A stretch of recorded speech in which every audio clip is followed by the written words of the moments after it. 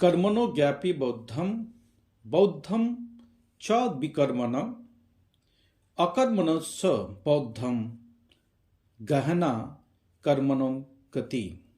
अर्थात मनुष्य को समझना चाहिए कि कर्म क्या है, विकर्म क्या है और अकर्म क्या है, क्योंकि कर्म की गति को समझना अत्यंत कठिन है। श्रीमद् भगवत गीता के अध्याय 4 और श्लोक 17 का ये कथन आज मानव जीवन के लिए बहुत ही आवश्यक हो गया। जैसा हम सब जानते हैं, मानव जीवन कर्म प्रधान है। कर्म से ही हमारा जीवन की गति तथा प्राप्ति होता है। आज पूरा भारत तथा विश्व में भगवत गीता के महत्व को समझने के लिए भगवत गीता का प्रचार प्रसार हो रहा है। भारत के एक अमृत काल में गीता की उपयोगिता मानव जीवन में तथा विद्यार्थी के जीवन में क्या है, इसको समझना जरूरी है हर विद्यार्थी को। मानव जीवन से जुड़ी नाना प्रकार के दुविधाएं, द्वंद्व दूर करने में गीता अत्यंत उपयोगी साधन है। अर्जुन जैसे महारथी जब कुरुक्षेत्र के रण में दुविधा में ग्रसित हो गया था, सारथी रूप में श्री भगवान कृष्ण जी ने गीता के माध्यम से उन्हें सही राहों दिखाई।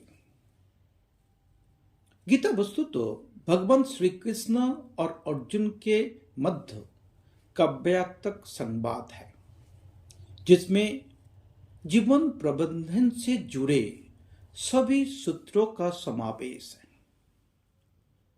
यदि इन सूत्रों को जीवन में उतार लिया जाए, हमें पूर्ण विश्वास है मानव जीवन के दुविधाएं, द्वंद्व, दुख, दर्द जैसे सभी समस्या का समाधान संभव है।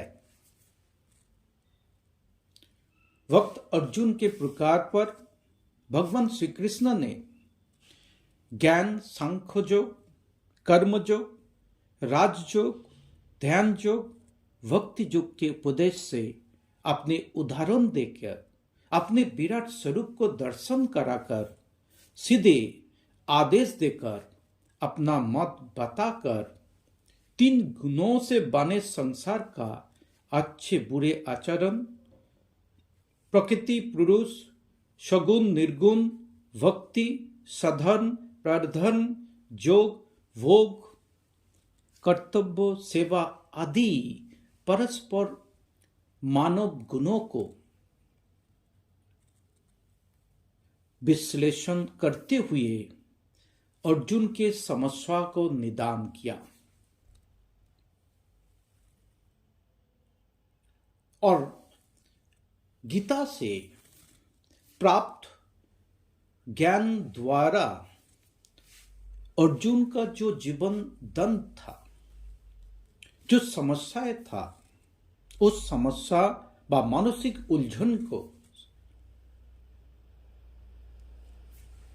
समाप्त किया। पूर्व अर्जुन के सोच में सुधार, परिवर्तन आया। स्वधर्म की पुनఃप्राप्ति एवं पुनःस्थिति मिला, अपने कर्तव्यों एवं कर्म के प्रति जागरूक हुआ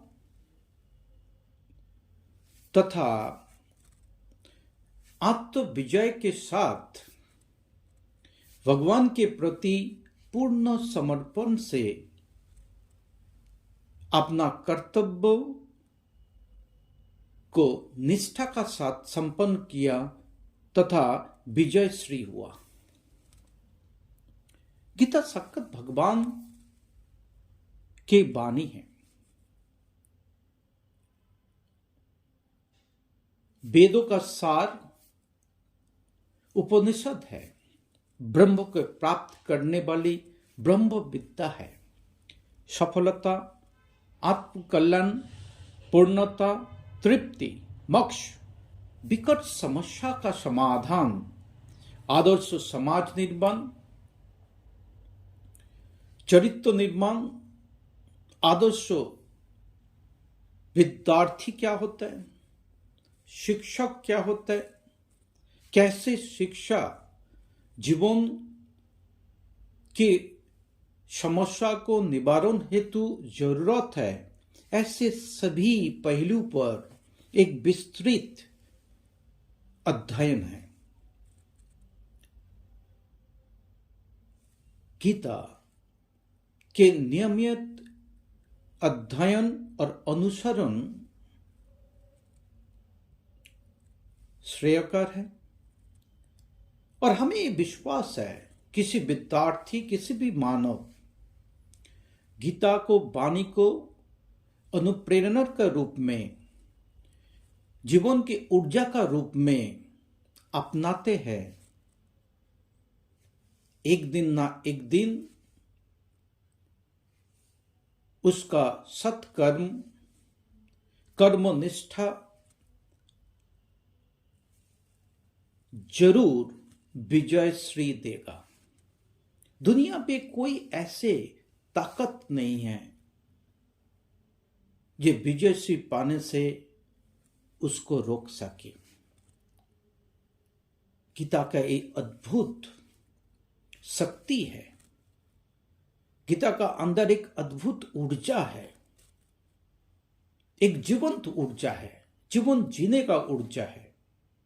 इस ऊर्जा को जितने हम आत्मसात करेंगे, हम ऊर्जावान होके अपना कर्म को, सत्कर्म को निष्ठा का साथ करते रहेंगे, समाज, देश, राष्ट्र निर्माण में अपने महत्वपूर्ण योगदान देते रहेंगे।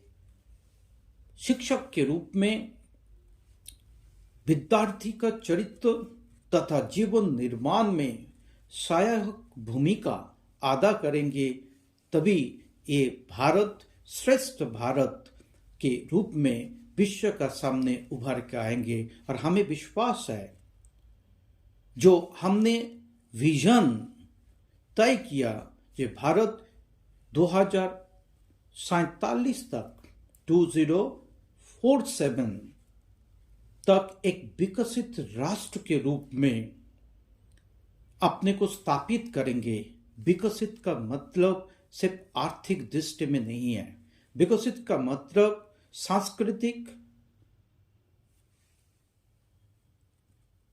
साहित्य, ज्ञान, विज्ञान सभी पहलू में को समझता है। विकसित होने का मतलब सिर्फ आर्थिक जीडीपी बढ़ना नहीं है। विकसित होने का मतलब मानव के बौद्धिक स्तर में प्रगति, अग्रगति होना, और ये बौद्धिक स्तर चरित्र निर्माण को सुदृढ़ एवं सुरक्षित और संरक्षित करने का काम गीता का आदर्श करेंगे। हमें इस विश्वास के साथ आज हम विद्यार्थी से अपेक्षा करेंगे कि आप जीवन के हर दंड को गीता का सहारा लेके, आश्रय लेके, गीता का वाणी का आश्रय लेके आप अपने दंड को समाप्त करें और अपने कर्मों को पठन पाठन को निष्ठा का साथ करें, एक दिन न एक दिन आपको विजय से प्राप्त होगा। धन्यवाद। जय श्री कृष्ण।